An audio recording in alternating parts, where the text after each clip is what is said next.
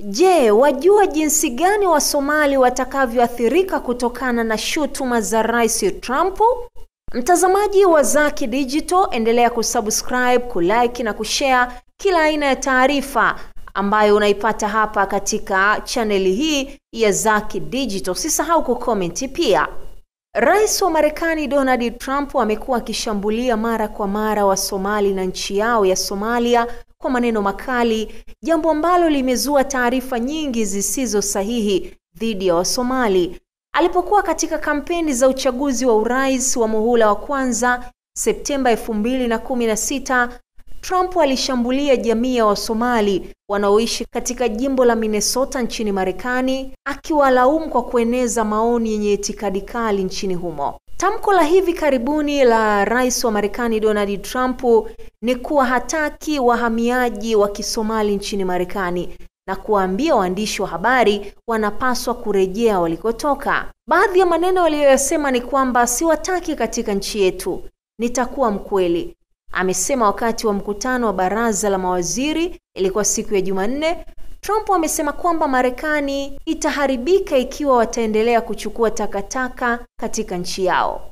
Baada ya hayo, kisha akageukia kumkosoa mbunge Ilhan Omar wa chama cha Democratic ambaye ni Marekani mwenye asili ya Somalia. Huyu amekuwa akigombana naye mara kwa mara.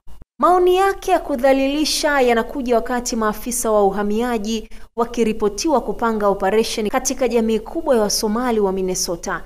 Maafisa kutoka jimbo hilo wamekosoa mpango huo, wakisema kwamba unaweza kuwaondoa isivyo haki raia wa Marekani ambao wanatoka katika taifa hilo la Afrika Mashariki. Minneapolis na St. Paul, ambazo kwa pamoja zinajulikana kama Twin Cities, ni nyumbani kwa mojawapo ya jumuiya kubwa zaidi za Wasomali duniani na kubwa zaidi nchini Marekani. Minnesota ndiyo jimbo lenye idadi kubwa ya Wasomali nchini Marekani, ambapo takriban Wasomali 87,000 wanaishi eneo hilo.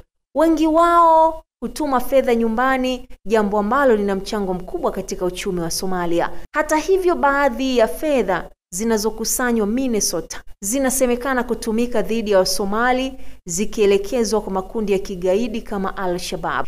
Hii imesababisha idara ya hazina ya Marekani kupitia mtandao wake wa kufuatilia uhalifu wa kifedha na kutoa onyo juu ya uwezekano wa mfumo wa kifedha wa Marekani kutumika vibaya na wahalifu. Tangu mwaka 2015, serikali ya Marekani imesema fedha zinazotumwa Somalia zinaweza kujipata mikononi mwa wanamgambo wa Al-Shabaab, na sasa inachukua hatua kuziba pengo ambalo linalotumika na wahalifu.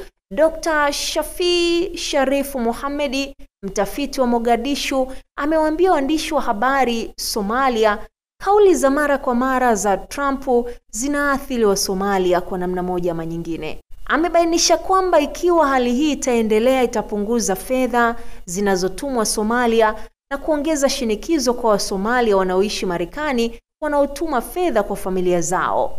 Wakati huo huo, idara ya hazina ya Marekani inachunguza madai kwamba fedha za kodi zinazokusanywa katika jimbo la Minnesota zilitumika kuunga mkono Al-Shabaab.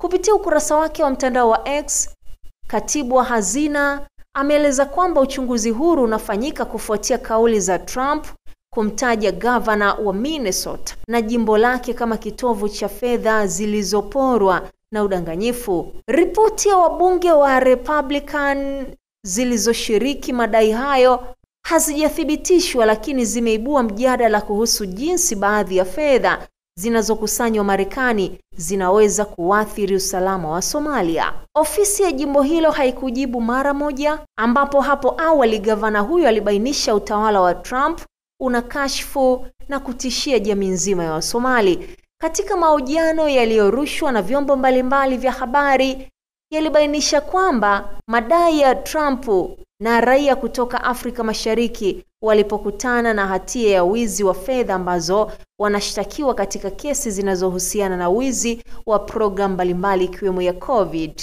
Alibainisha kwamba watu ambao wanaotuhumiwa sio Wasomali pekee. Somalia ni mojawapo ya mataifa maskini zaidi duniani, na wengi wa wahamiaji wanaohamia Marekani waliondoka katika miaka 1990 wakati wa vita vya wenyewe kwa wenyewe vilivyodumu kwa miongo kadhaa nchini humo. Wasomali wanaoishi Minnesota sasa wanakabiliwa na hofu baada ya Rais wa Marekani Donald Trump kuwataja kama watu ambao hawakaribishwi nchini Marekani.